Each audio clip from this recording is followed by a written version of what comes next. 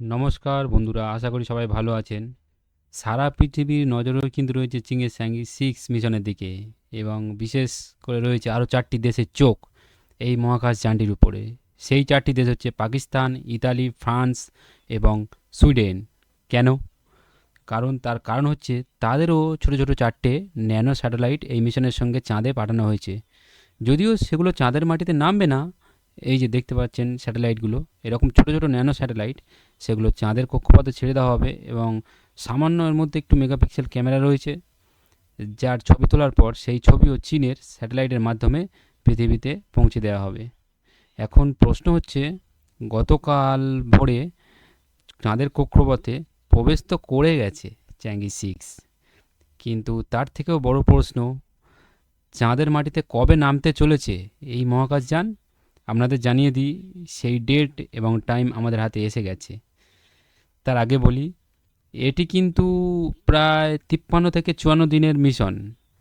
এই মিশনটির মাঝামাঝি সময় নামবে চাঁদের মাটিতে চ্যাঙ্গি 6-এর ল্যান্ডার এবং তার সঙ্গে কমপ্লিট এই মহাকাশযান, এবং যার মধ্যে রয়েছে একটি সেন্ডার, একটি ডিসেন্ডার মডিউল, যে মাটি নিয়ে আবার পৃথিবীর মধ্যে ফিরে আসবে।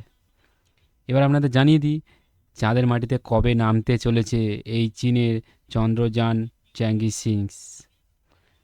দ্বিতীয় হচ্ছে, সেটি হচ্ছে 2 জুন 2024। সেকেন্ড, মানে সেক্ষেত্রে প্রায় এখনও বাকি প্রায় 20 দিনের মতো, 20-21 দিনের মতো বাকি। তারপরেই কিন্তু চাঁদের মাটিতে নামতে চলেছে চীনের চ্যাঙ্গি 6। এবং এখনও অবধি রিটার্ন ডেট সেভাবে ফাইনাল করা হয়নি। তারপরেও যতটুকু জানা যাচ্ছে যে এর রিটার্ন ডেট হচ্ছে বা হতেও পারে 4 জুন বা 5 জুন। মানে চাঁদের মাটি থেকে সে যখন আবার উড়বে, সেই স্যাম্পেলটা নিয়ে তো আবার উড়ে পৃথিবীতে আসতে হবে।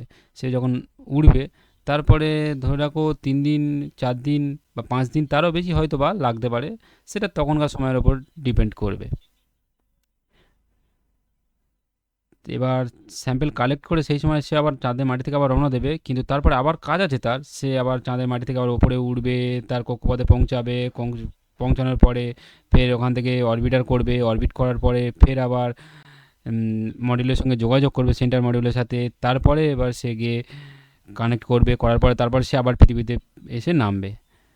তো চাঁদের মাটিতে কিন্তু পাকিস্তান বা অন্য কোনো দেশের স্যাটেলাইট কিছুই যাচ্ছে না।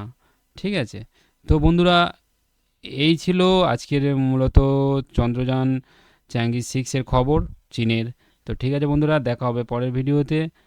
সবাই ভালো থাকবেন, সুস্থ থাকবেন, স্বাভাবিক থাকবেন।